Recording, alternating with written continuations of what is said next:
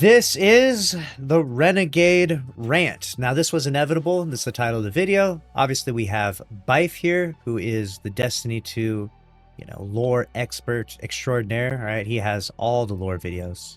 And I wanted to hear what his opinion would be on, of course, a Star Wars DLC because, does kind of ruin the narrative and the lore of Destiny 2 as it's been going on its continuation. Obviously, we ended the Light and Darkness saga, and we're kind of wondering what the next big thing is going to be. To get the Star Wars DLC thrown in there felt a little weird, right? We'll see what he thinks about it, though. Let's jump into the video here. Start from the beginning.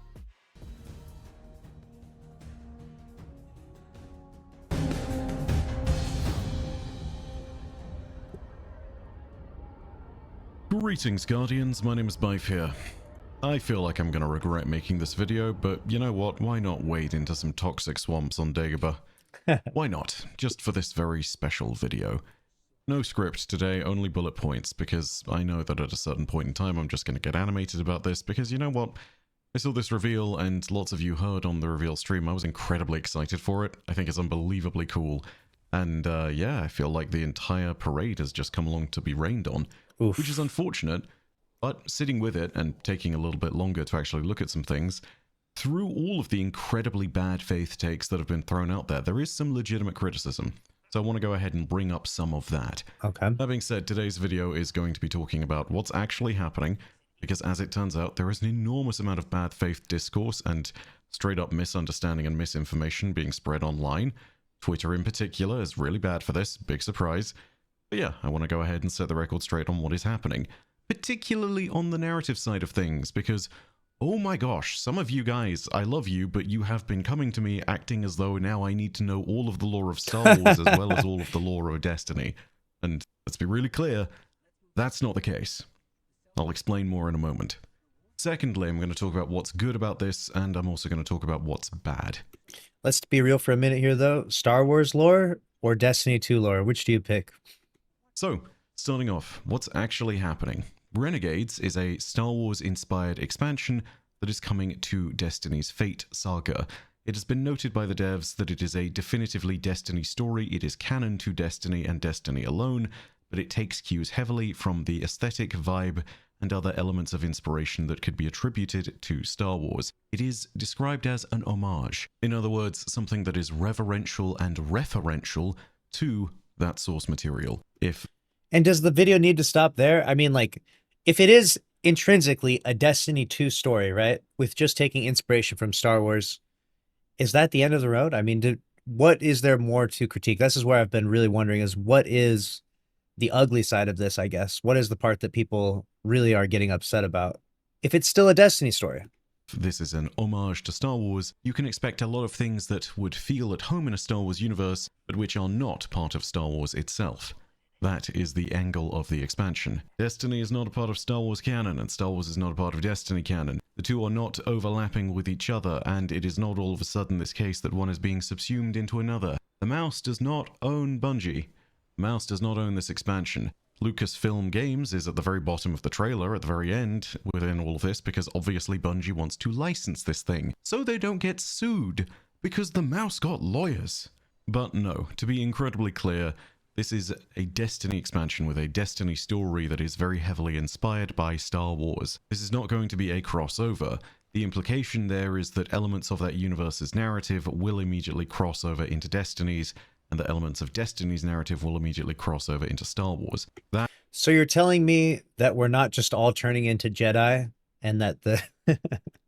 You're telling me we're not just all turning into the Jedi all of a sudden? Oh, that's a big sigh of relief there. That is not happening. And before anyone brings it up, yes, I get it. We've had a quote-unquote Destiny Star Wars crossover event before, but everything on that front of things has been about aesthetics and skins. And this is actually what I want to bring up next, but to be really blunt about it, and to be really clear, when it comes to the narrative, this is not a crossover. This is an homage. There is a difference. When it really comes down to the actual brass tacks of everything, you are not going to sit there and have storylines where you go into Jabba's palace to rescue a hunter, in inverted commas, called Han Solo from another evil hunter called Boba Fett. You're not going to have that storyline. It's not going to happen. Disengage your brain from the idea.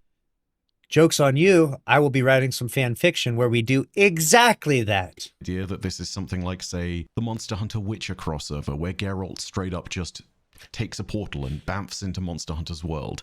That's not happening here. It is different.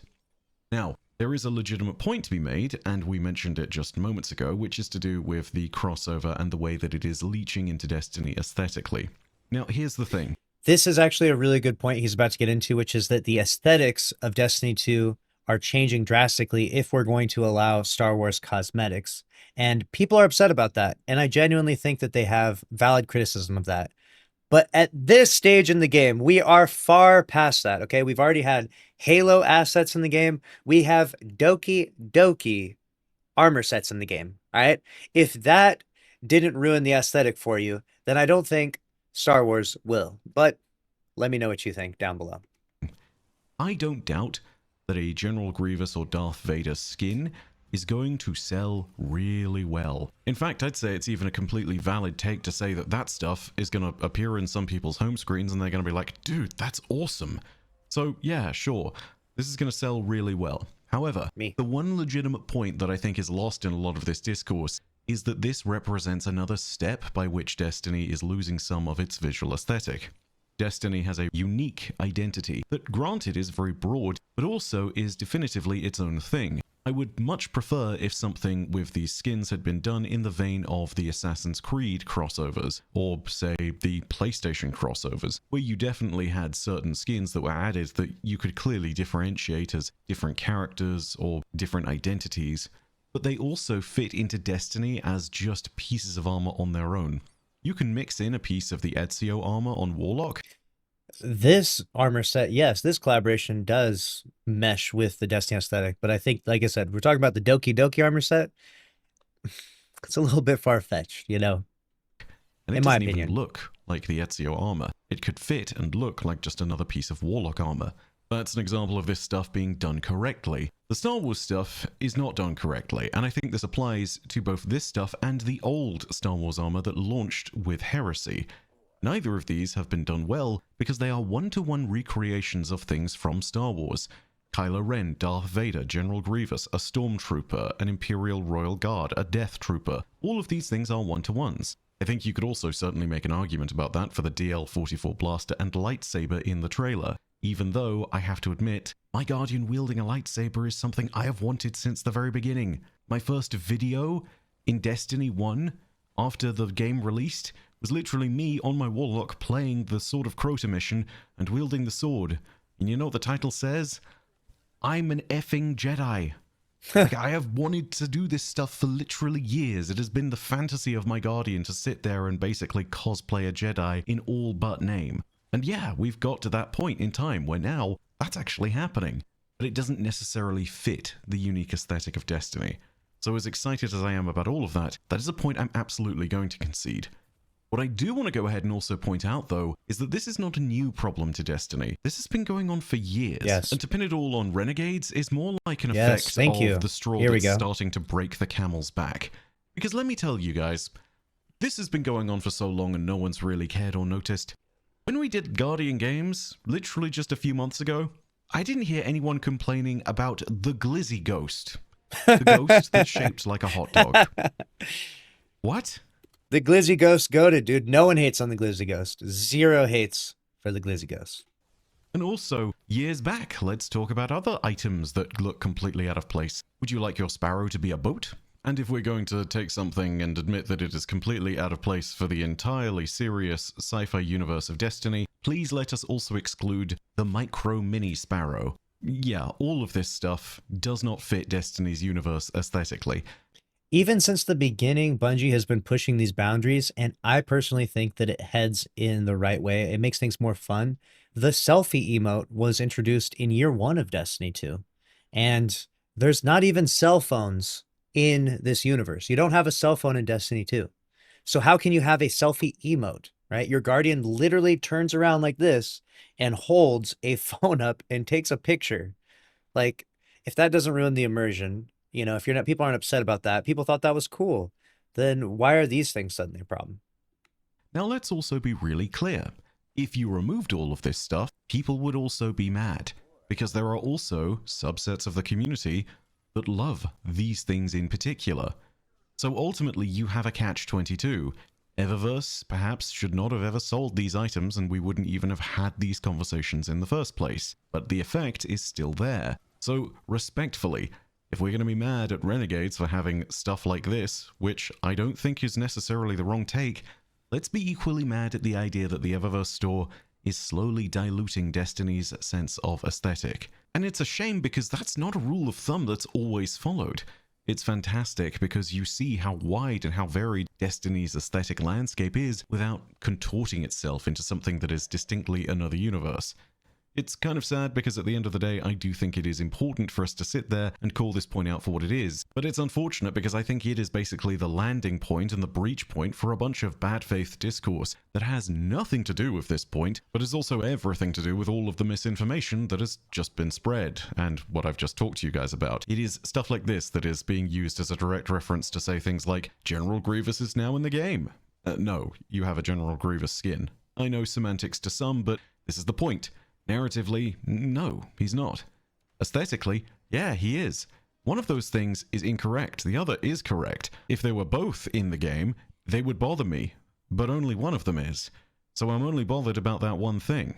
Let's sit there and hope that we can tone down some of the Eververse stuff in the future. That's the problem. You guys sitting there talking about how now I need to learn about all of the different various Sith Lords. No, like, that's cool lore and much respect to the Star Wars canon for it because that stuff's awesome. I love that. But no, the two are not crossing. Let's dispose of those points. If we're going to talk about how there is an erosion of Destiny's universe, let's talk about it being eroded aesthetically, which is the place where it is actually having some of this stuff spill over. That is a legitimate point. The rest of it, total nonsense.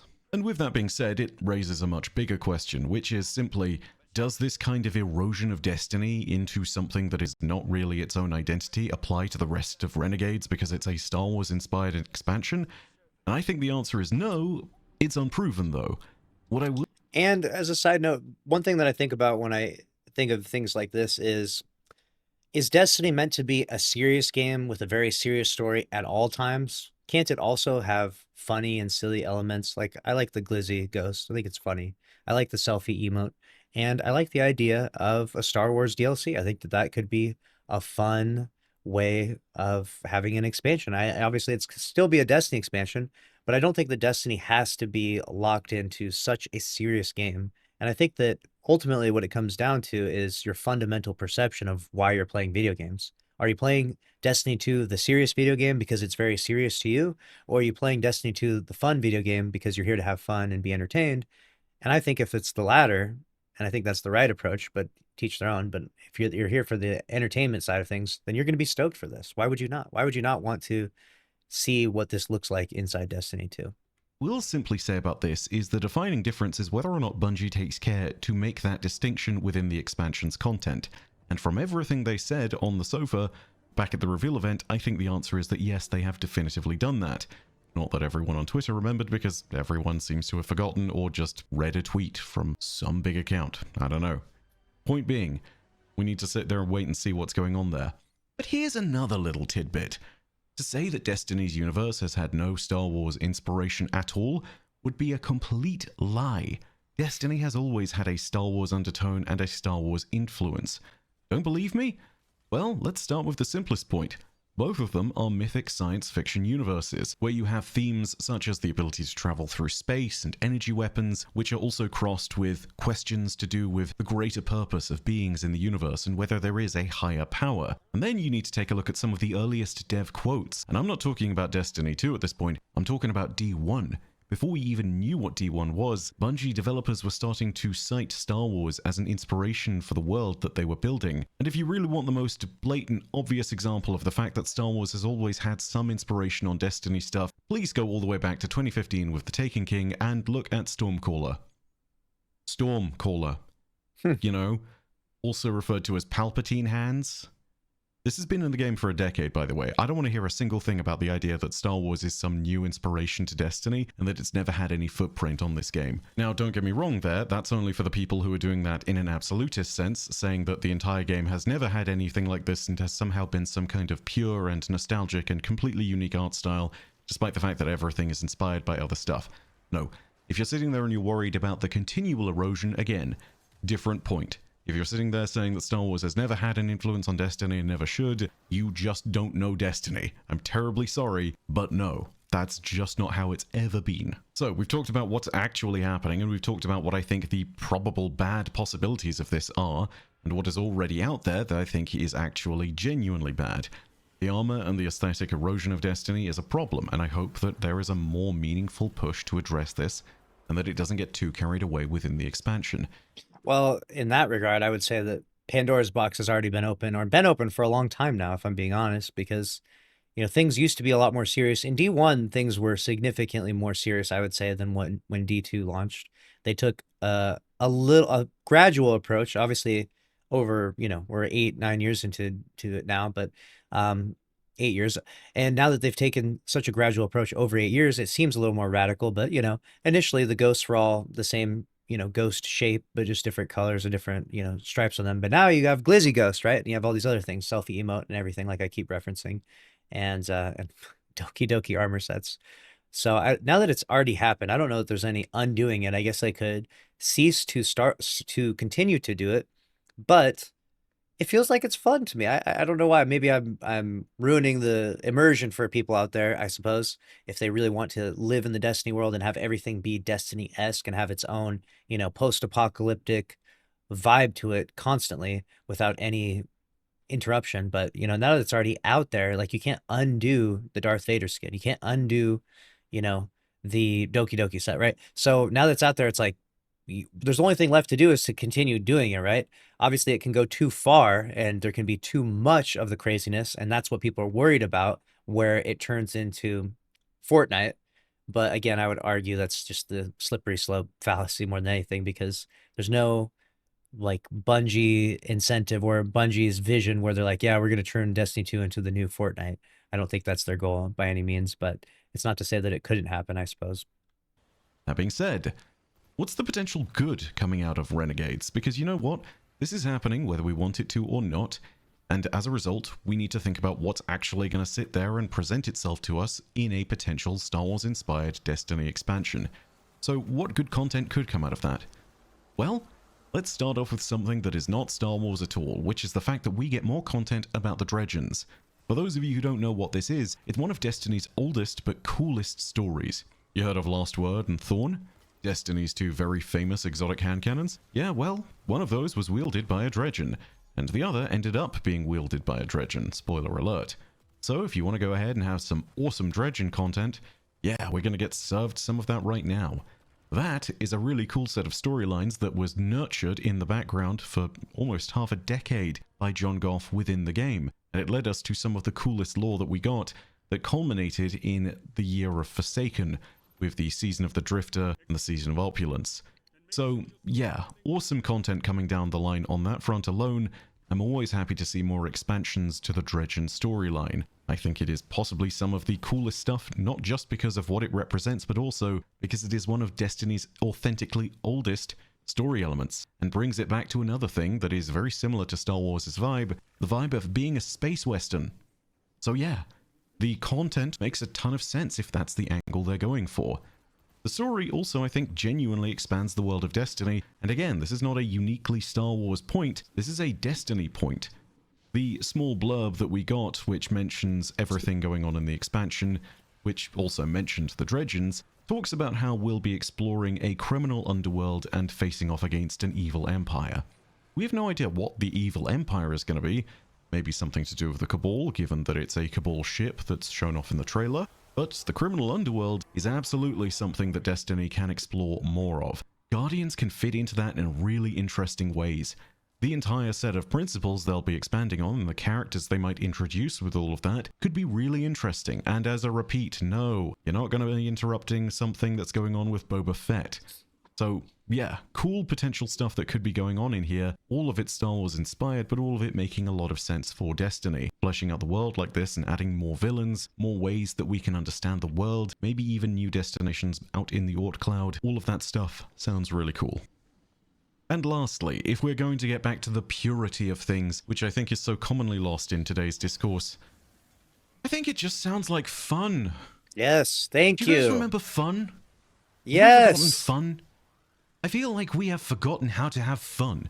Not just in this community, which absolutely after 10 years of being in it, I can understand and see and feel why we're all so jaded, but like, just generally, across the entire discourse of the internet. Everyone is so happy to clinically deconstruct things under a microscope. And you know what? I understand that really well because I contribute to it sometimes. Don't believe me? My video critiquing Lightfall's story within the first 24 hours and basically calling out that no, it did not hit the bar that we expected after Witch Queen was number 12 on YouTube trending globally, not just in gaming. Jeez. That thing went on to get over 500,000 views, and I think was probably one of the clarion calls for me sitting there and saying, no, the story is not up to snuff, guys. It's not right. So yeah, I've had my fair share of looking under the microscope at things and critiquing things. And you know what? We do that too much. It's not to say that we shouldn't critique things at all, because for the love of God, we all know that without critique, things don't get better. But critique, unfortunately, is not nuanced enough nowadays to not immediately spill over into something which feels adversarial. In fact, even in the process of making this video, my frustration is coming out, and I imagine there's going to be someone in the responses who says, man, he comes across sounding like such a dick. You know what? That's a part of our entire jaded way of being. We can't possibly express something nuanced in critique of something without it also coming across as frustrated. It's something that I struggle with. It's something I think we all struggle with. And you know what's even worse? When this gets dumped into a tweet, text has no tone. So there's no way of telling.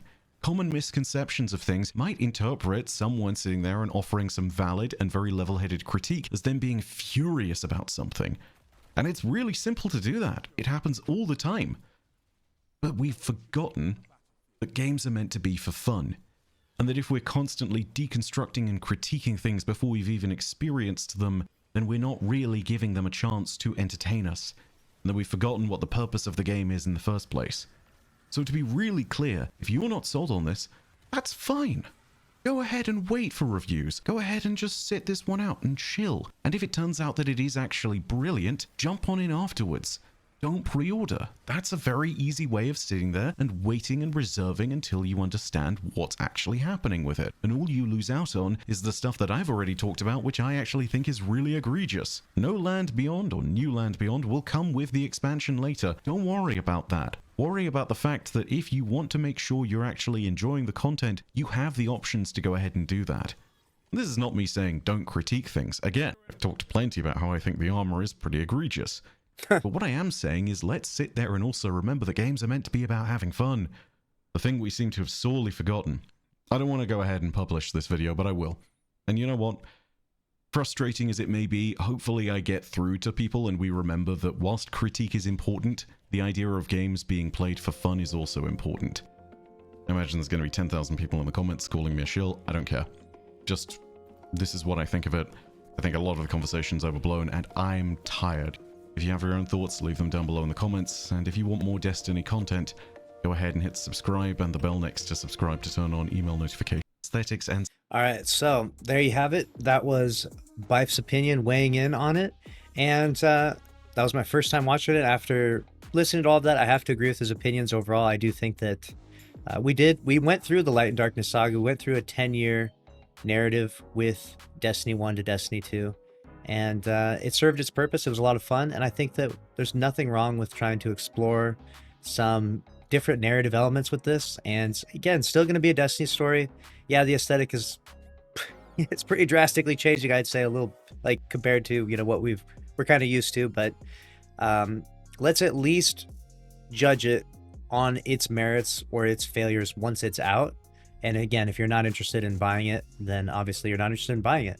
But I think that there's a good amount of people that are pretty stoked for this and looking forward to getting to play a Star Wars, you know, inspired type of narrative that's still a Destiny story, distinctly a Destiny story. And only time will tell if it's successful or not, and if Bungie continues to go down this route. But I'm looking forward to it. I think it will be fun. And again, that's what I think games are all about. That's what I think Destiny 2 should be all about. I know there's a lot of serious elements to the game, and I'm not trying to throw those by the wayside by any means, but just, you know, we play games to have fun ultimately. And I think that this will be a fun time. So let me know what you think down in the comments below, and make sure to subscribe, smash the like button. I'll see you in the next one. Thanks for watching. Later.